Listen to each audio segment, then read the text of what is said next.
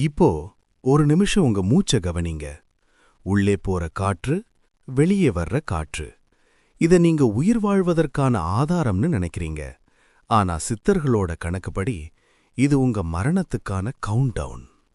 ஒவ்வொரு முறை நீங்க மூச்ச வெளியே விடும்போதும் உங்க ஆயுள்ல இருந்து சில நொடிகளை நீங்க இழந்துட்டு இருக்கீங்க.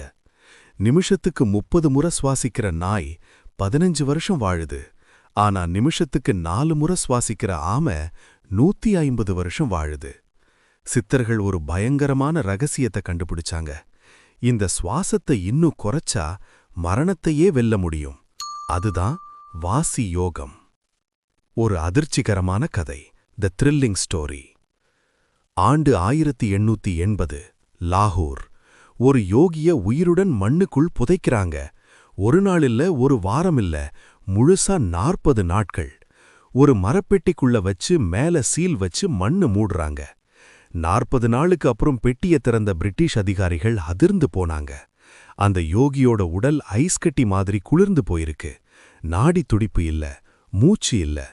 இறந்துட்டாருன்னு முடிவு பண்ணப்போ திடீர்னு அந்த அதிசயம் நடக்குது. அவரோட கண்கள் திறக்குது. அவர் செஞ்ச அந்த வித்ததான் கேவல கும்பகம். நுரையீரலை பயன்படுத்தாம உடம்புல இருக்கிற கோடிக்கணக்கான துவாரங்கள் வழியே பிரபஞ்ச ஆற்றல உறிஞ்சுற வித்த. இதுதான் வாசி யோகத்தோட உச்சம். 12 அங்குல ரகசியம். சித்தர் அகத்தியர் ஒரு ரகசியத்தை சொன்னார். ஒரு சராசரி மனிதன் மூச்ச உள்ள இழுக்கும்போது 8 அங்குலம் இழுக்கிறான். ஆனா வெளியே விடும்போது 12 அங்குலமா வெளியிடுறான். கவனிச்சிங்களா? ஒவ்வொரு மூச்சுலையும் 4 அங்குல உயிர் ஆற்றலை நீங்க வீணடிக்கிறீங்க. இந்த 12 அங்குலத்தை எப்போ நீங்க 4ஆ சுருக்குறீங்களோ அப்போ உங்க மூளை ஒரு சூப்பர் கம்ப்யூட்டரா மாறும்.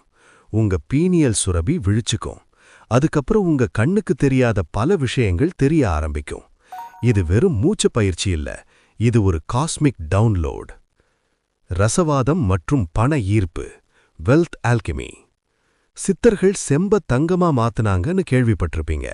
ஆனா அவங்க உண்மையிலேயே மாத்துனது அவங்க உடம்புல இருக்கிற ஆற்றல. வாசியோகம் உங்க மணிப்பூரக சக்கரத்தை இயக்கும். உங்க உடம்ப சுத்தி ஒரு காந்த புலத்தை உருவாக்கும். நீங்க பணத்தை தேடி ஓட வேண்டாம். ஒரு காந்தம் எப்படி இரும்பை இழுக்குமோ அப்படி செல்வம் உங்களை தேடி வரும். ஏன்னா உங்க மூச்சை நீங்க அடக்கும்போது உங்க எண்ணம் ஒரு கட்டளையா மாறுது. அந்த கட்டளைக்கு இந்த பிரபஞ்சமே அடிபடியும். எச்சரிக்கை மற்றும் முதல் படி, வார்னிங் அண்ட் அவுட்ரோ. ஆனா கவனிங்க, இது விளையாட்டில்ல. சரியான குரு இல்லாம இத செஞ்சா உங்க நரம்பு மண்டலம் பாதிக்கப்படலாம். அதனால இப்போதைக்கு நீங்க செய்ய வேண்டிய முதல் படி உங்க மூச்ச கவனிக்கிறது மட்டும்தான். தூங்க போகும்போது உங்க வயிறு ஏறி இறங்குறத மட்டும் கவனிங்க. அந்த அமைதிதான் வாசியோட வாசல். உங்கள் உள்ளே இருக்கிற சித்தனை தேடுற பயணம் இப்பதான் ஆரம்பிக்குது. இந்த வீடியோ உங்களுக்கு பிடிச்சிருந்தா வாசின்னு கமெண்ட் பண்ணுங்க. அடுத்த வீடியோல இதோட முதல் பயிற்சியை பார்ப்போம். விழிப்புடன் இருங்கள்.